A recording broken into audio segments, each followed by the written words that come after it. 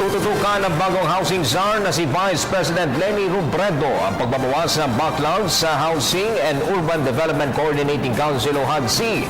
Ang kay Robredo, sa ngayon ay nasa 1.4 na milyong pabahay pa ang kinakailangan para sa milyong-milyong pamilya na karamihan ay mga biktima ng kalamidad.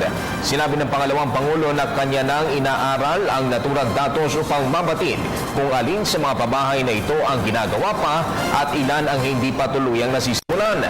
Malaking hamon ito para kay Robredo, lalo't maliit lang anya ang budget na nakalaan para sa pagbibigay ng pabahay.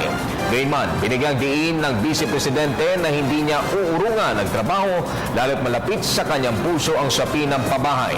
Dahil isaan niya ito sa mga advokasya ng kanyang yumaong asawang si dating DILG Secretary Jesse Robredo. Matatandaang nitong linggo lamang na ialok ni Pangulong Rodrigo Duterte kay Robredo ang pamumuno sa HUDC na agad namang tinanggap ng pangalawang Pangulo.